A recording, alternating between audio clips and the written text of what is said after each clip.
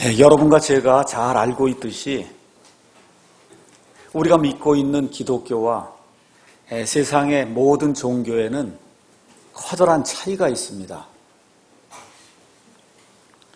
우리 기독교는 한마디로 사람의 행위에 의해서 구원받을 수 없다고 하는 절대적인 진리를 선포하는 그러한 믿음 체계입니다. 그래서 저와 여러분이 특별히 사도 바울의 서신서를 가서 유심히 살펴보면 항상 너희가 하나님의 은혜로 믿음을 통해 구원을 받았나니 그것은 너희 자신에게서 난 것이 아니요 하나님의 선물이다. 우리가 구원받는 것이 우리의 어떤 선한 행위를 통해서 이루어지는 것이 아니고 하나님의 선물로 거저 주어지는 거다. 그래서 하나님 앞에서 어떤 사람도 내가 내 행위를 통해서 구원받았습니다. 아니면 거기에 조금이라도 제가 일조를 했습니다. 하나님께서 이런 말을 하지 못하도록 하시기 위해서 저와 여러분에게 영원토록 하나님과 함께 거할 수 있는 그와 같은 생명을 거저 주신다. 그렇게 성경이 이야기를 하고 있습니다. 특별히 로마서, 갈라디아서 이런 데 가서 보시면 사람이 율법의 행위로 의롭게 되지 아니하고 예수 그리스도의 믿음을 통해서 의롭게 된다고 우리에게 누차 이야기를 하고 있습니다. 그래서 저와 여러분이 이 성경의 진리를 제대로 깨닫고 그리고 예수님을 영접해서 이렇게 구원받은 성도로 지금 살아가고 있습니다. 그런데 이렇게 행위가 거기에 하나도 도움이 되지 않는다 이렇게 이야기하고 거저 받는다라고 이제 이야기하고 이렇게 하다 보니까 하나님의 은혜가 싸구려로 지금 변질이 되고 있지 않은가 이런 우려가 굉장히 많이 듭니다. 너무 싸고 그냥 준다니까 여러분 시장이나 어디 가서 그냥 준다 그러면 그거 갖고 와봐요. 이게 싼 게 비지떡이다 이렇게 되지 않아요? 그렇죠. 그래서 그냥 내버리게 되거든요. 그러니까 하나님이 저와 여러분에게 은혜로 거저 값없이 이와 같은 말로 상상할 수 없는 그와 같은 이 영존한 생명을 준다 이렇게 이야기하니까 이게 까딱 잘못하면 이 하나님의 은혜가 싸구려로 변질이 될 수 있다는 그런 우려를 가질 수밖에 없어요. 요즘 매스미디어에서 계속해서 나오는 구원파 사건, 그 구원파 신도들이 행하고 있는 그와 같은 일들, 여기 가서 보면 하나님의 은혜에 부합하는 그와 같은 성도의 삶이라는 생각이 심지어 믿지 않는 사람에게도 전혀 들지 않나요? 저 정도가 예수 믿는 거라고 하면 안 믿어야 되겠다. 이 정도 얘기하는 사람이 주변에 너무 많습니다. 지난 주일에는 아마 PD 수첩인가 거기에서 우리나라에서 가장 부자교회라고 할 수 있는 사랑의 교회 오정현 목사 그 뭐 여러 가지 비리와 그 교회 지을 때 들어갔던 그런 모든 돈과 또 그 고소 고발하는 사람들과 이런 것들이 이제 나와서 고개를 들고 다닐 수가 없다라고 이야기하는 그런 사람들이 주변에 있습니다. 왜 그러냐? 하나님의 이 구원을 너무 싸구려로 생각하다 보니까 이 은혜를 받은 자로서 그 은혜가 얼마나 귀중한가를 깨닫지 못하기 때문에 이와 같은 안타까운 일이 생기는 것이 아닌가 이렇게 이제 생각이 듭니다. 그래서 이렇게 싸구려 구원을 받다 보니 삶도 싸구려가 되는 것 같아요. 구원받은 그 이후의 삶이 하나님이 기뻐하시는 고상하고 거룩하고 말 그대로 몸은 여기 있지만 우리의 생활 방식은 하늘에 있다 그러지 않습니까? 우리의 시민권은 하늘에 있다. 우리의 신분은 몸은 여기 있지만 우리의 신분은 이미 에베소서 2장에 나와 있는 것처럼 하나님의 왕좌 오른편에 지금 앉아있는 이런 신분을 가진 사람인데 사는 걸 가서 보면 완전히 거짓 삶을 살고 있다. 싸구려 삶이 우리 가운데 지금 나오고 있다는 거예요. 아마 여러분과 제가 수십억 들여서 그 구원을 받았다고 하면 아마 굉장히 귀중하게 생각할 거예요. 그렇잖아요? 수백억 들여갖고 아니면 평생토록 노력해갖고 겨우 꼴이 냈다 여기 구원에. 그러면 아마 그 구원과 그 영존하는 생명과 하나님의 것이 너무 귀중해서 정말 아끼고 다듬고 고상한 그런 삶을 살려고 하고 아마 그렇게 노력하지 않겠는가 이렇게 이제 생각이 듭니다. 그래서 구원을 이렇게 값싼 것으로 여기게 되면 시험과 유혹이 닥칠 때 그 사람의 본 모습이 드러나는 것 같습니다. 저와 여러분이 구원받은 이후에도 유혹과 시험을 당해요. 마귀가 가장 큰 원인이고 그 다음에 세상 시스템이 가장 큰 원인이고 그 다음에 우리 자신 안에 구원받았음에도 불구하고 남아있는 육신이 있어요. 이 육신 때문에 시험과 유혹이 오게 되는데 이번에 이 구원파 사건이나 사랑의 교회 이런 사건을 이렇게 보면 이게 지금 유혹과 시험 때문에 지금 오게 되는 이런 것이 오게 되면 그 본질이 다 드러나게 된다는 겁니다. 심지어 믿지 않는 사람들이 봐도 저건 아니구나 할 정도의 그와 같은 추한 모습이 구원받았다고 하는 그런 사람들의 삶 속에서 나타나게 되는 거예요. 자, 이런 모습이 또 하나가 있고 성경 가서 보니까 구원받고 바르게 살고자 하면 반드시 핍박을 받게 된다고 성경이 우리에게 이야기를 하고 있습니다. 디모데후서 2장 12절 말씀 가서 보니까 그리스도 예수님 안에서 하나님의 뜻대로 경건하게 살고자 하는 모든 자는 핍박을 받을 것이다. 지금 바울 선생님이 우리에게 그렇게 이야기해주고 있습니다. 그래서 저와 여러분이 정상적인 의미의 그리스도인으로서 세상과 싸우고 마귀와 싸우고 또 이 육신과 싸우고 나아가는 가운데 정상적인 그런 의미의 핍박을 받으면 그건 하나님 앞에서 큰 영광으로 변화가 될 겁니다. 그런데 지금과 같이 이런 매스미디어에 나오는 이런 방식의 일로다가 핍박을 받는다고 착각을 하면 그건 말 그대로 착각이에요. 어느 누가 봐도 저 하고 있는 그 일이 정상이라고 지금 생각이 안 들거든요. 구원받지 않은 사람이 봐도 저건 정상이 아니구나. 불법이요, 위법이요, 질서를 파괴하는 이와 같은 일이구나. 이런 생각이 드는 그런 일들을 하면서 내가 하나님 때문에 핍박을 받는다라고 생각하면 그건 착각이요, 오해다. 이런 사람들이 바로 세뇌가 돼서 이단이라고 불리는 그런 사람들이 된다. 성경이 그렇게 이야기하고 있는 겁니다.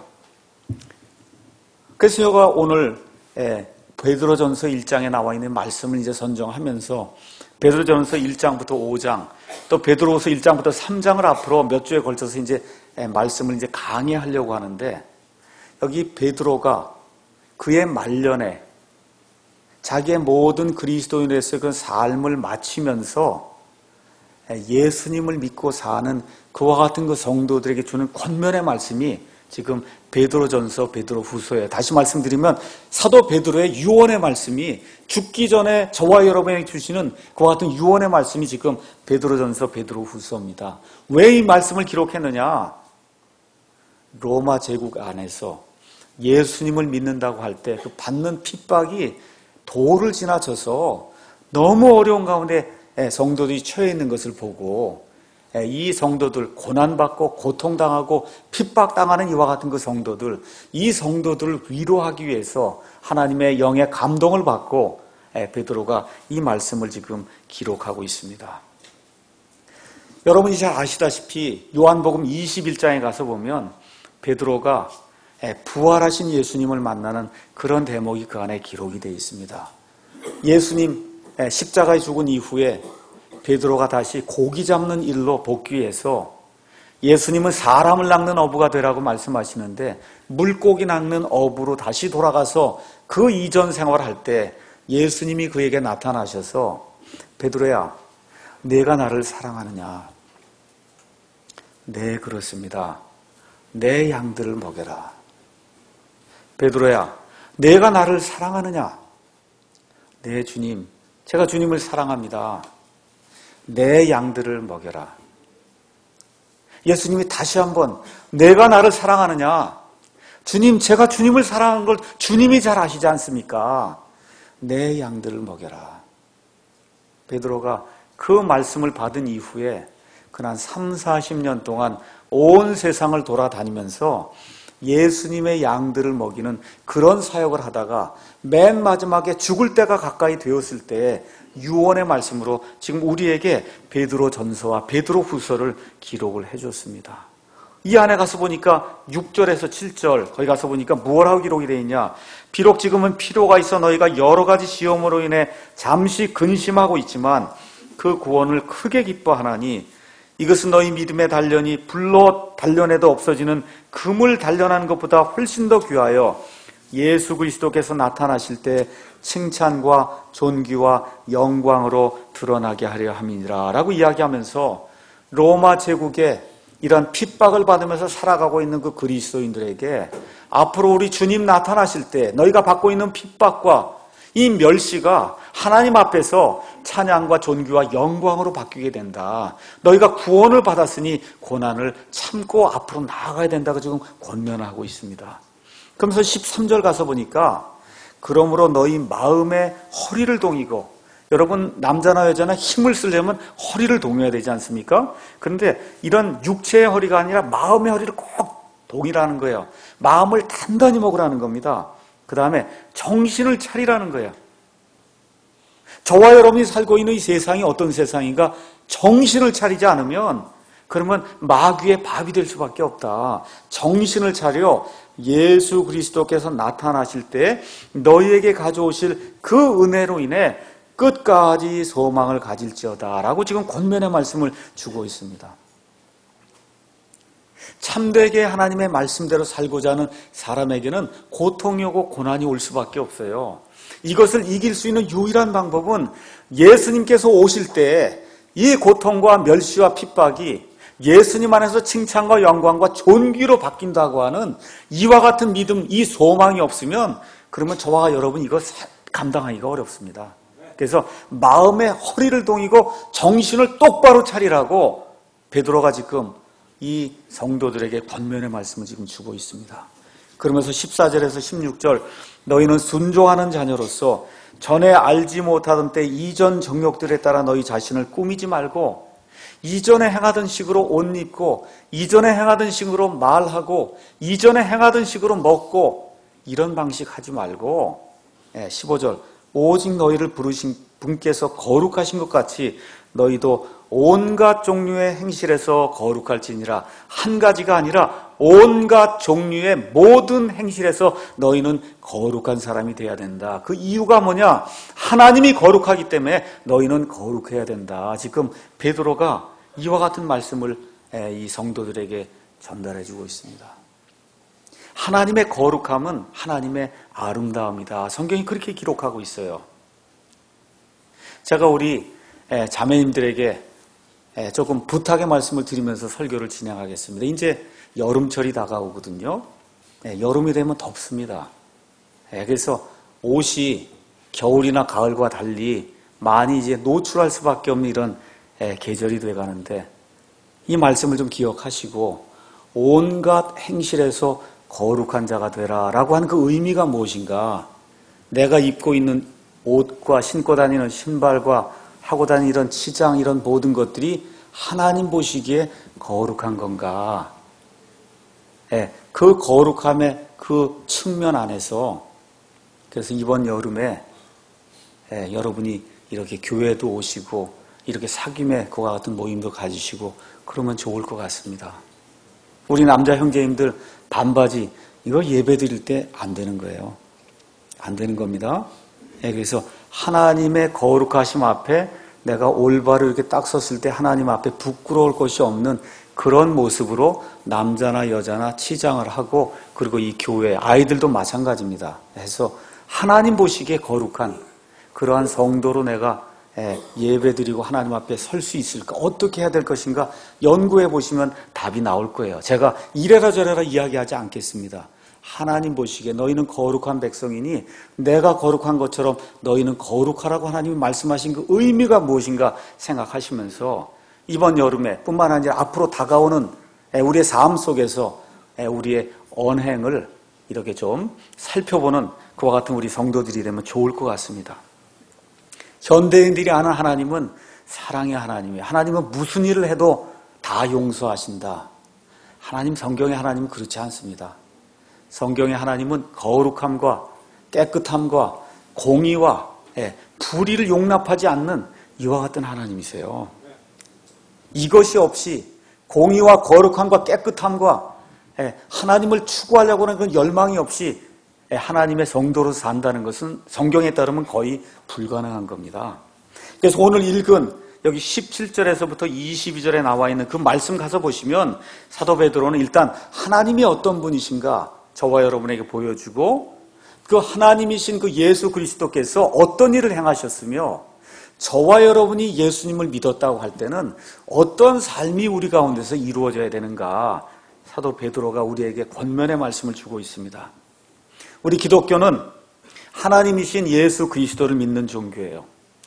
그리스도인은 언행에서 예수 그리스도를 밖으로 내보여야 될 그와 같은 존재입니다.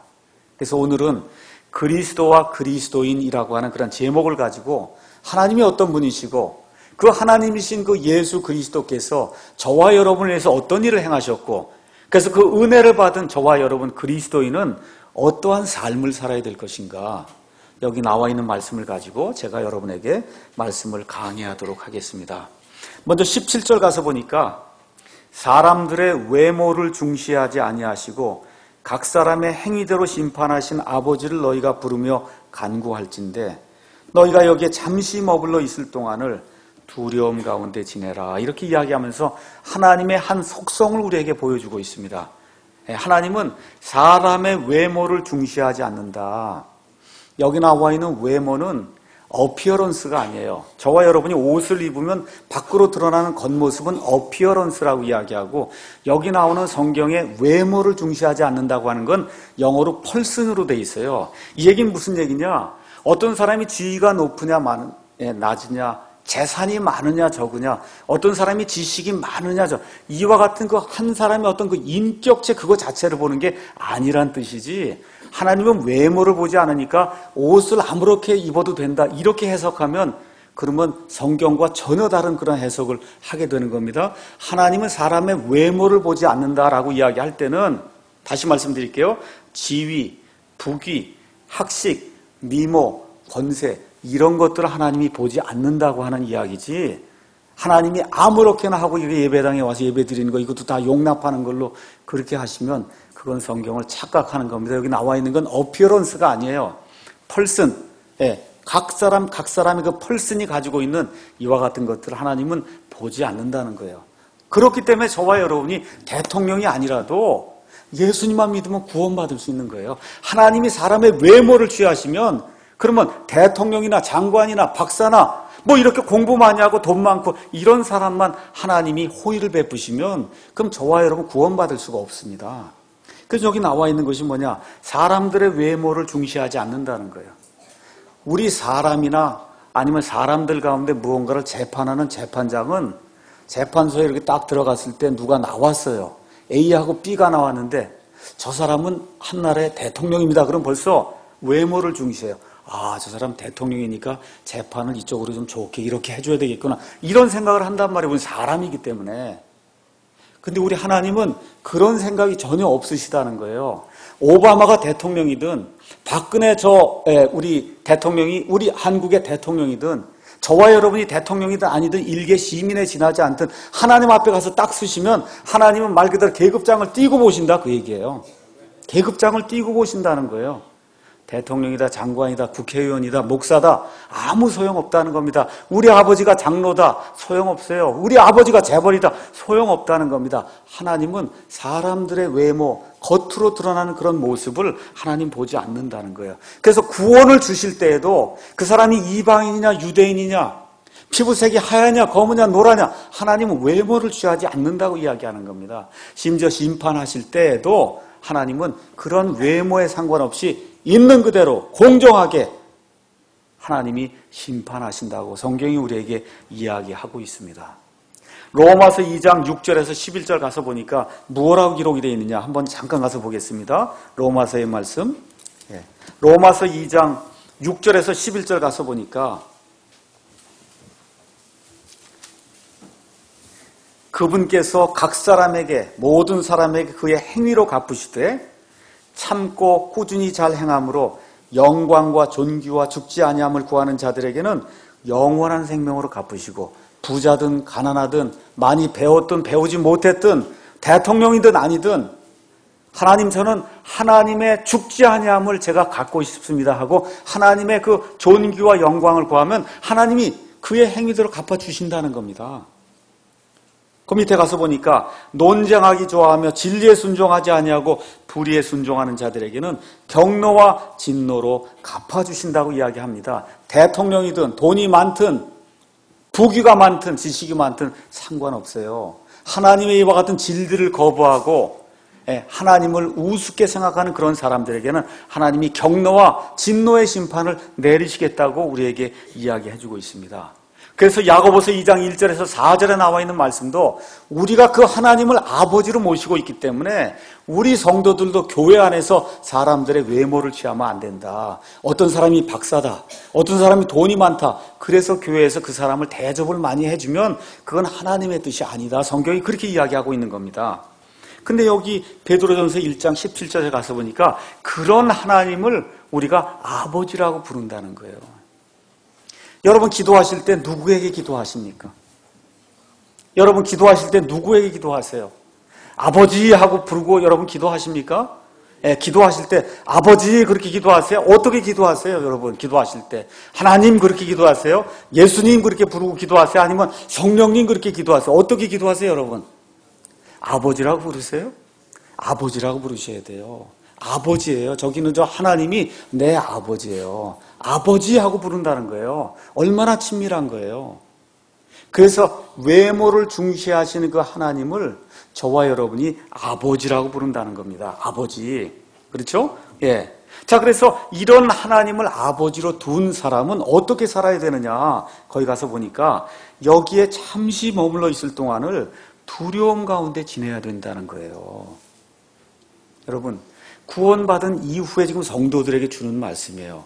구원받은 이후에 저 위에 하나님 아버지가 있는데 그 하나님 아버지는 사람을 외모로 취하지 않는다는, 그러니까 그리스도인이니까 더 봐주고 그리스도인이 아니니까 덜 봐주는 게 아니에요. 그러니까 도둑질을 했는데 하나님이 나는 그리스도인이니까 봐주고 저 사람은 불신자니까 안 봐주고 그런 일이 없다는 거예요. 도둑질을 했으면 하나님은 외모를 보지 않고 그 사람이 그리스도인이라 해도 하나님께서 심판하신다는 겁니다. 구원을 잃는다는 뜻이 아닙니다. 심판하신다는 뜻이에요. 그렇기 때문에 두려움 가운데 지내야 된다. 구원받은 이후에 특히 성령님이 우리 안에 들어와 계시면 저와 여러분의 삶이 하나님이 외모를 보지 않아요. 목사다, 집사다, 교회 30년 전에 하나님 이런 외모를 보지 않기 때문에 더욱더 두려움 가운데 우리의 삶이 하나님 보시기에 더욱더 합당한 그런 삶이 되도록 노력해야 된다고 지금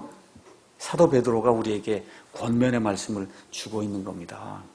빌립보서 2장 12절에 있는 말씀처럼 두려움과 떨림으로 너희의 구원을 밖으로 일해서 드러내라고 성경이 우리에게 이야기해주고 있는 겁니다. 그러니까 구원받은 사람들이, 구원받은 사람들이 하나님 보시기에, 믿지 않는 사람들 보기에 악한 행위를 한다고 하는 것은 그거는 구원받았다고 해서 하나님이 봐주지 않는다는 거예요. 그게 지금 외모를 취하지 않는다는 뜻입니다. 그래서 베드로가 지금 이야기하는 거예요. 여기 로마 제국에 살고 있는 이 고난을 당하고 있는 이 사람들 뭐라고 이야기하는 겁니까? 여기서 너와 저와 여러분이 살고 있는 이 삶이 유한한 삶이에요. 60에서 80, 많이 살면 90세 사는 그런 삶인데 이 땅에서 사는 동안 하나님 만날 날을 준비하고 두려워하는 가운데 살아라. 두려워하는데 예배 드리는 것도, 옷 입는 것도, 말하는 것도, 가정생활하는 것도, 남편과 아내가 같이 한 가정을 이루며 사는 거, 아이들 키우고 하는 거, 밖에 나가서 사회생활하는 거 두려움 가운데 하라는 거예요. 두려움. 왜 그래요? 하나님의 심판석 앞에 구원받은 자도 다 올라가 쓴다는 겁니다. 그리스도의 심판석 앞에 저도 서야 되고 여기 앉아있는 모든 형제 자매님들 구원받았어도 하나님의 심판석 앞에 가서 서야 될 날이 있기 때문에 그래서 두려움 가운데 지내야 된다. 베드로가 죽기 전에 유언의 말씀으로 저와 여러분에게 권면해 주는 겁니다. 왜 그러냐? 그 이유가 18절에서 19절에 나와 있습니다. 너희가 알거니와 너희 조상들로부터 전통으로 물려받은 너희의 헛된 행실에서 너희가 구속받은 것은 은이나 금같이 썩을 것들로 된 것이 아니요 오직 흠도 없고 점도 없는 어린 양의 피 같은 그리스도의 보배로운 피로 된 것이니라. 왜 하나님을 두려워해야 되냐? 하나님을 믿는 백성은 예수님의 보배로운 피로 구원받은 자이기 때문에, 하나님의 아들, 딸이기 때문에 하나님의 속성을 드러내는 그런 사람들이 되어야 되기 때문에, 그래서 너희는 여기 잠시 머물러 있는 동안을 두려움과 떨림 속에서 우리의 구원을 선한 행위를 가지고 밖으로 드러내보고 있는 그와 같은 삶을 살아야 된다고 베드로가 간절하게 저와 여러분에게 권면의 말씀을 주고 있는 겁니다. 과거에 우리 조상들로부터 우리가 물려받은 헛된 행실이 있어요. 우리나라만 한번 생각해 보세요. 어떤 헛된 행실을 저와 여러분이 물려받았습니까? 우상 숭배하고 제사 드리고 잡신 섬기고 샤머니즘 각종 것들을 행하는 게 다 헛된 거 아니에요. 종교적으로 이야기하면 지성이면 감천이다를 물려받은 거예요. 저와 여러분이 그저 새벽부터 정한수 떠놓고 그럼 무언가 지성으로 하면 하나님이 응답해 주시지 않겠느냐. 이게 뭐예요? 헛된 행실이라는 겁니다. 그래서 이 세상의 모든 종교, 이슬람, 천주교, 불교, 남녀호랑교 뭐든지 다 할 거 없이 예수 그리스도 밖에 있는 모든 종교는 행위를 통해서, 선한 행위를 통해서 구원받으려고 하는 그런 믿음 체계예요. 베드로가 그런 모든 것, 어느 나라 어떤 사람이든지 그 모든 것 조상들에게서 물려받았는데 그 모든 게 헛된 생활 방식이다. 지금 그렇게 이야기를 하고 있는 겁니다. 심지어 제가 여러분에게 분명히 말씀드릴 수 있는 것은 우리 조상들에게서 물려받은 한국식 기독교 안에도 헛된 행실이 굉장히 많습니다. 이 예배당을 성전이라 그러고 여기다가 수많은 돈을 들여서 성전 치장하는 거, 이거 헛된 행실이에요. 이런 데서 구속받아야 되는 겁니다. 목사를 제사장이 부릅니다. 이런 데서 구속받아야 돼요. 주일 성수하면 구원받을 걸로 그렇게 선포하는 사람도 있어요. 유아 세례를 주면 구원받을 걸로 그렇게 가르치는 그런 사람들이 있습니다. 이게 헛된 행실이에요. 우리 조상들이 물려준 헛된 행실. 여기에서 우리가 구속을 받았기 때문에 거룩하신 하나님의 형상을 따라 거룩한 그와 같은 존재로 살아야 된다고 이야기하고 있습니다. 자, 구속을 받았다. 구속. 구속은 우리 기독교에서는 구속을 받았다고 하면 구원받아 속죄받은 걸 의미하고, 이제 어떤 사람이 이제 잡혀가면 구속됐다 얘기하면 그 구속하고 다른 겁니다. 그래서 영어로는 redemption 이렇게 돼 있어요. redemption. 이 redemption은 뭐 하는 거냐 하면, 옛날에 로마 시대에 가면 노예들이 굉장히 많았어요. 노예. 그 노예 시장에 나가면 노예들이 쫙 깔려 있어서 돈을 주고 노예를 사는 겁니다. 돈이 없어서 팔려 나온 거예요. 그럼 누군가가 노예의 값을 치러야 그 사람이 풀려날 수 있는 거예요. 그렇게 해서 값을 치르는 그 돈을 대속물이라고 이야기한 겁니다. 대속물. 그래서 구속을 받으려면 누군가가 돈을 지불해야 돼요. 어떤 사람이 돈이 없어서 전당포에다가 기타를 갖다 맡겼습니다. 기타를 다시 찾아오려면 그게 구속하는 거예요. 물을 내면 기타 갖다 맡길 때 2만 원 주고 맡겼으면 2만 원을 줘야만 기타가 다시 내 것이 되는 거예요. 이게 구속입니다. 그러니까 저와 여러분이 죄의 노예로 지금 마귀에게 팔려있는 그런 상태였다. 과거에 누군가가 구속하기 위해서 무언가를 지불하지 않으면 그러면 구속받을 수 없는 그와 같은 상태에 있었는데 하나님이 우리를 위해서 그 일을 행하셨다는 겁니다. 그래서 저와 여러분이 구속받은 것은 금이나 은같이 썩어질 이 세상의 것들로 된 것이 아니라 여기 가서 보니까 흠도 없고 점도 없는 어린 양의 보배로운 피로 된 것이다. 지금 성경이 그렇게 이야기하고 있는 거예요. 그래서 저와 여러분이 왜 거룩한 삶을 살아야 되느냐?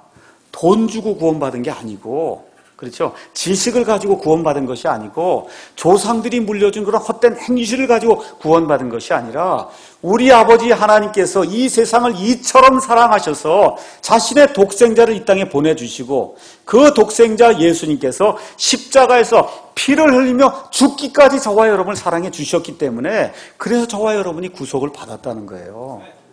그러니까 저와 여러분은 아무것도 내지 않고 하나님의 구원을 받지만, 하나님 편에서는 하나님이 주실 수 있는 최고의 선물을 저와 여러분에게 주셨다는 겁니다. 그래서 구속과 구원에 대해서 제가 여러분에게 잠시 말씀드리겠습니다. 구속은 저와 여러분을 하나님이 구속하시는 그 일, 구속은 저와 여러분이 결코 할 수 없는 일이에요. 구속은 누가 해야 돼요? 저기 나와 상관없는 누군가가 돈을 내고 나를 죄에서 끄집어내 줘야 되는 게 구속이거든요. 그래서 그 구속은 100% 하나님의 일입니다. 그래서 하나님이 이렇게 구속을 해주셨어요. 그래서 예수님을 대성물로 보내주셨어요. 그리고 은혜를 베풀어 주셨어요. 누구든지 그분을 믿는 자는 구원을 받는다 해서, 구원은 엄밀한 의미에서 이 구속을 내가 받기를 원합니다 하고 원하는 사람만 구원을 받는 거예요. 여러분 이해하시겠죠? 예. 악기가 여기 나와 있어요. 악기가 자기를 구원할 수 없습니다. 구속할 수 없어요. 악기의 주인이 돈을 내고 그 악기를 구속한단 말이에요. 그렇죠? 예. 그래서 구속은 100% 그 주인이 하는 거고, 저와 여러분 같은 경우 죄의 노예 시장이 지금 팔려 나와 있는데 그 일을 할 수 있는 분은 우리는 못 한다는 겁니다. 우리는 팔려 나와 있는 악기와 같아요. 할 수가 없어요. 로마서 5장에 나와 있는 것처럼 우리가 아직 힘이 없을 때 하나님께서 우리를 위해서 대신해 주셨다는 겁니다. 그래서 누구든지 그분을 믿는 자는 구원을 받는다라고 해서, 구속과 구원이 어느 면에서 조금 차이가 있다고 성경이 이야기를 하고 있습니다. 자, 그래서 아담과 이브가 처음에 죄를 지었을 때 하나님의 진노의 심판이 그에게 임하게 되었고, 그 결과 사망이 사람 가운데 임하게 돼서 지난 한 6,000년 동안 마귀가 이 사망을 가지고 사람들을 종으로 삼아 부려왔다고 성경이 이야기하고 있습니다. 자, 그러면 이 사람을 구속하기 위해서는 죄가 없는 희생 예물이 드려져야 되는데, 그 유일한 희생 예물, 그것은 예수님뿐이 없다. 성경이 그렇게 이야기하고 있는 거죠. 그래서 여기 나와 있는 대로 보니까 흠도 없고 점도 없는 어린 양의 피 같은 그리스도의 보배로운 피로 저와 여러분을 하나님께서 구속하셨다고 이야기를 하고 있어요. 보배롭다 이야기하는 건 영어로 precious 이렇게 돼 있어요. precious하다. precious stone 하면 보석이 되는 거예요. 희귀하고 너무나 귀중한 걸 이야기할 때 보배롭다 그렇게 이야기해요. 우리 남자들은 조금 이해하기 어려울 텐데, 우리 자매님들, 특히 아이를 낳은 그 자매님들 예를 들면, 자매님이 아기를 낳습니다. 아기를 하나 낳았어요. 그 아이가 보배롭습니까? 안 보배롭습니까? 프레셔스해야 안 해요? 자기 생명보다 더 귀중하죠? 그렇죠? 자기 태에서. 정말 생각해 보세요. 우리 남자들도 그런 생각 한번 해보세요. 어떻게 아기를 낳는데 남자아이 같으면 나랑 비슷한 아이가 이렇게 나올 수가 있을까? 그 큰 기적 아니에요? 그렇죠? 그 보배롭다는 거예요. 생명과 자기, 그러니까 어머니 같은 경우 그 아이가 죽을 상황에 빠지면은, 그러면 자기 생명하고도 바꿀 수 있는 게 그 아이의 생명이죠. 그렇죠? 그게 프레셔스하다, 보배롭다는 뜻이에요. 그러니까 다시 말씀드려서, 저와 여러분을 구속해 주신 그 예수님이라면 저와 여러분의 생명과도 맞바꿀 수 있는 그와 같은 피가 예수님의 피다. 그런 의미의 보배로운 피라고 사도 베드로가 우리에게 예수님의 피를 이야기하고 있습니다. 여러분 잘 아시는 것처럼 출애굽기 12장에 가서 보시면 이집트 속박 가운데 살고 있는 그 이스라엘 백성을 하나님이 구출해내는 그와 같은 장면이 나옵니다. 이 유월절, 이 규례에서 가장 중요한 것이 뭐냐? 어린 양이에요. 그래서 하나님께서 뭐라고 말씀하시느냐? 1월 10일에 어린 양을 취하라고 이야기하십니다.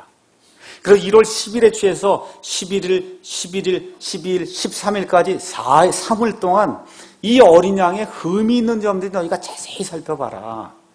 그 위에 흠이 없는 걸로 판명이 되거든. 1월 13일 저녁에서 이제 14일로 넘어가는 그 저녁에 그 어린 양을 죽이고 어린 양의 피를 받아서, 그리고 어떻게 하라고요?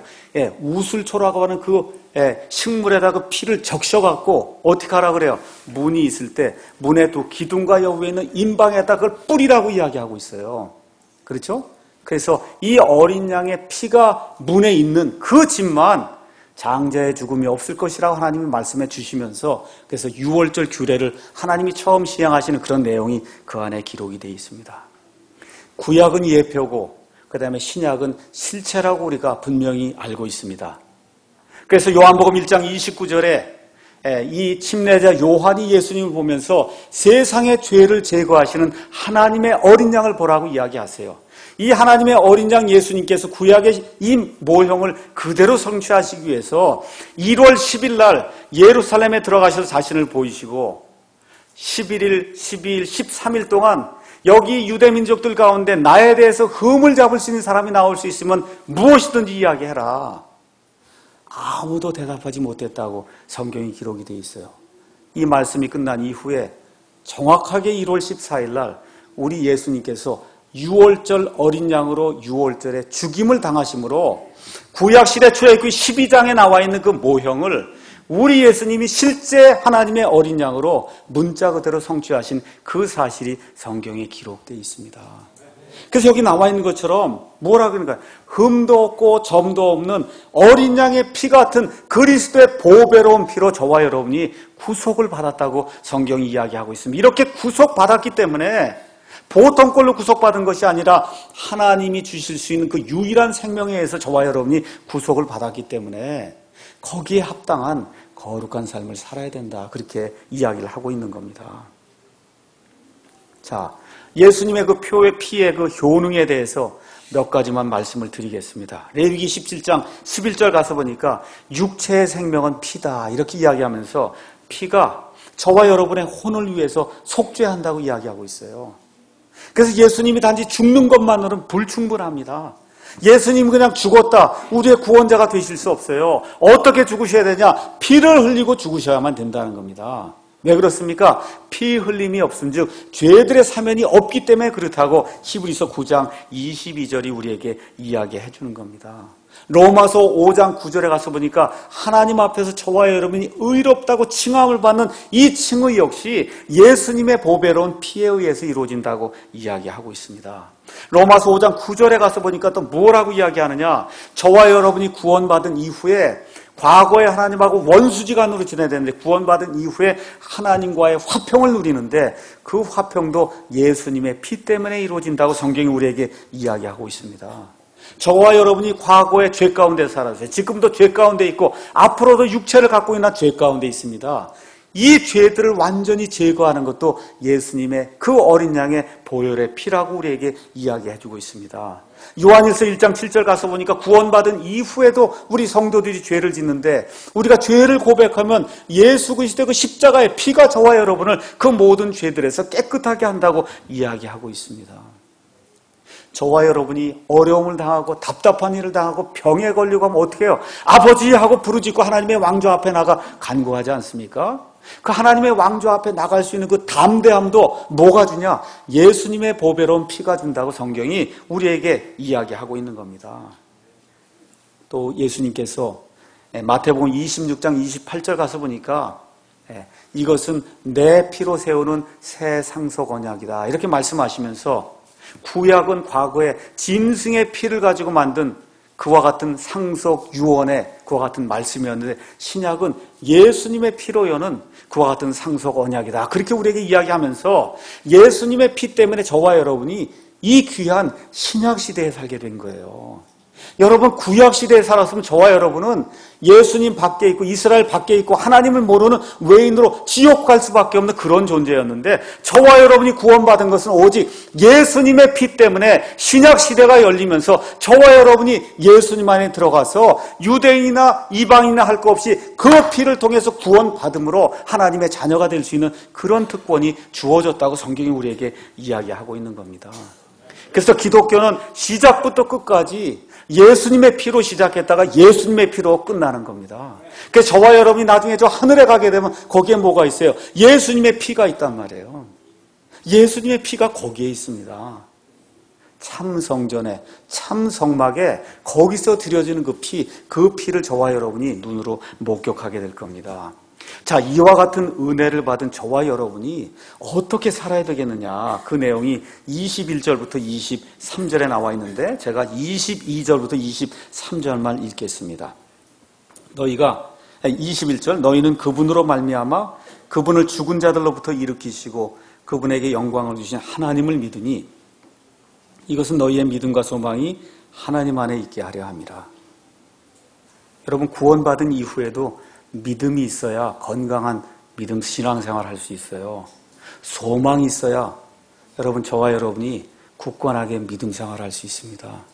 요새 믿는 거 대단히 어려워요. 구원 이야기하면 벌써 저 사람 구원파 아닌가. 그러죠? 예. 1992년도에 단위 선교회 때문에 굉장히 어려움 많이 겪었습니다. 그 한 20년 지나고 나니까 이번에 또 구원파 사건 때문에 아예 구원 구자도 지금 이야기하지 못할 정도로 어려움 지금 겪는 이런 시대가 우리에게 열려 있어요. 그럼에도 불구하고 우리의 믿음은 구원파에 있는 게 아니에요. 우리의 믿음은 단위 선교에 있는 게 아닙니다. 여기 뭐라 그랬어요? 우리의 믿음은 하나님 안에 있다 그랬어요. 어떤 하나님이냐? 무에서 유를 만드신 하나님. 말씀만으로 6일 동안에 온 우주 공간의 모든 것들을 무에서 유로 창조하시는 그 하나님 안에 우리의 믿음이 있다는 겁니다. 오늘 아침에 불렀던 찬송처럼 하나님의 나팔 소리가 날 때 그리스도 안에서 죽은 자들이 몽땅 일어나게 되고 살아서 남아있는 이들과 그들과 함께 공중으로 채워 올라가는 그러한 능력을 발휘하실 수 있는 그분이 누구예요? 하나님이시거든요. 저와 여러분의 그 믿음과 소망이 바로 이 하나님 안에 있는가 기억을 해보셔야 됩니다. 그러면서 거기 뭐라고 돼 있냐? 너희가 성령을 통해 진리에 순종함으로 너희 혼을 깨끗하게 하여 거짓 없이 형제들을 사랑하게 이르렀으니, 다시 말씀드려서 구원받았으면 어떻게 해야 되냐? 거짓 없이 형제들을 사랑해야 된다는 거예요. 거짓 없이 사랑해야 된다. 교회 와서만 사랑하는 것이 아니고 가정에 돌아가서도 사회생활 하면서도 거짓 없이 옆에 있는 주위분들과 교회 지체들과 특히 가정에서 남편과 아내가 거짓 없이 사랑해야 돼요. 교회 와서만 부부가 좋은 것 같은데 가정에 가면 아주 형편없다. 있을 수 없는 일이라는 거예요. 여기 지금 이 성경 말씀이 이야기하는 거 저와 여러분이 꼭 기억을 해야 되는 겁니다. 거짓 없이 형제들을 사랑한다. 그럼 거짓되게 형제들을 사랑하는 건 성경이 뭐라 그러냐? 위선자라고 얘기하는 거예요. 겉과 속이 다르다. 하나님이 가장 미워하는 사람이 위선자입니다. 거짓 없이 뜨겁게 형제자매들을 사랑하라. 그렇게 지금 이야기하고 있어요. 성경은 이와 같은 사랑을 charity 그렇게 이야기해요. love가 아니라 영어로 charity.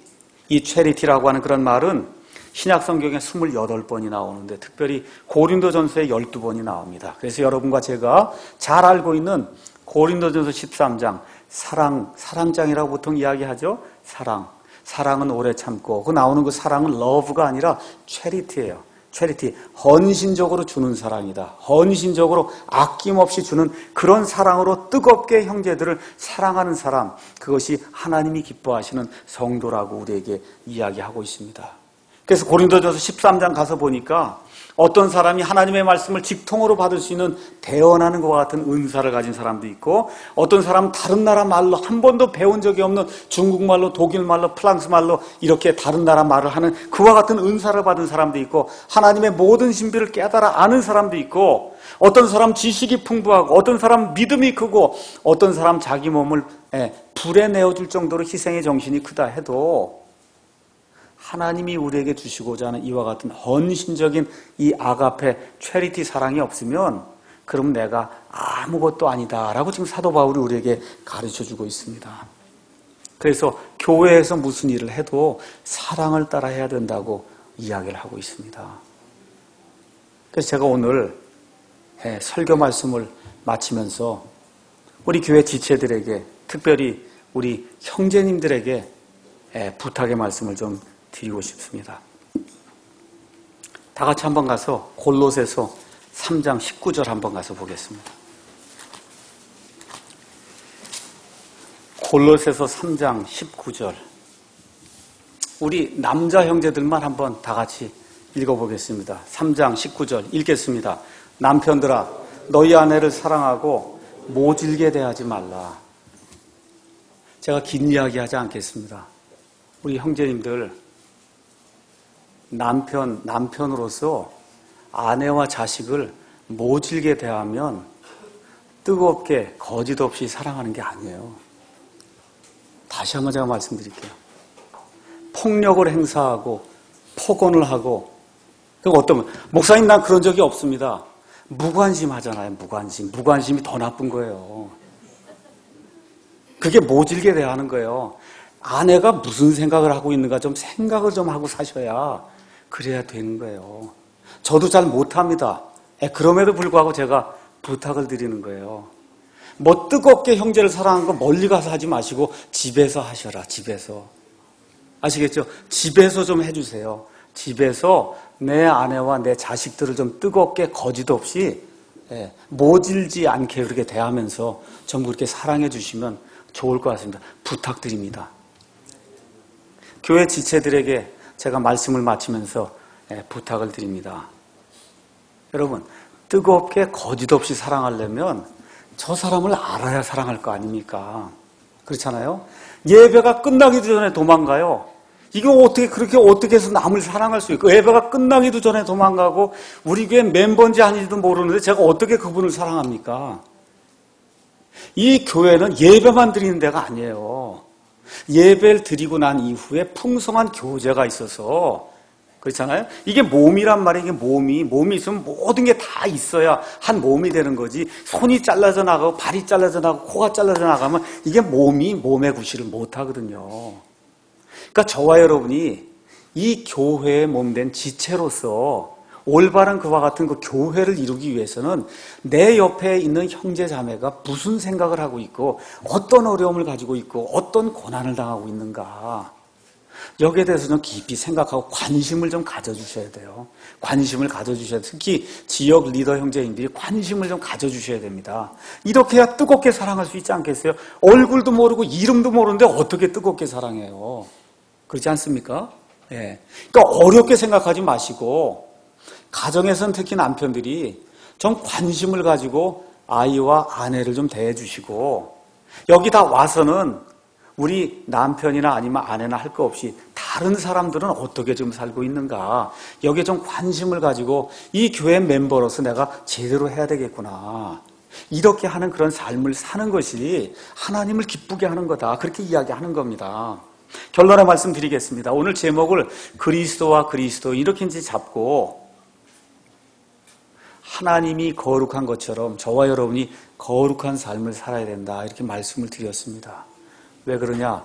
하나님께서 보통 것을 가지고 저와 여러분을 구속하신 것이 아니라 하나님의 유일한 아들을 이 땅에 보내셔서 보낸 것으로 끝낸 거 아니에요. 그 아들이 십자가 그 형틀에서 가장 참혹한 그러한 삶을 마감하면서 피를 흘리고 죽기까지 저와 여러분을 사랑해 주셨기 때문에 그 사랑을 받은 자로서 거룩한 삶을 살며 특별히 어떻게 해요?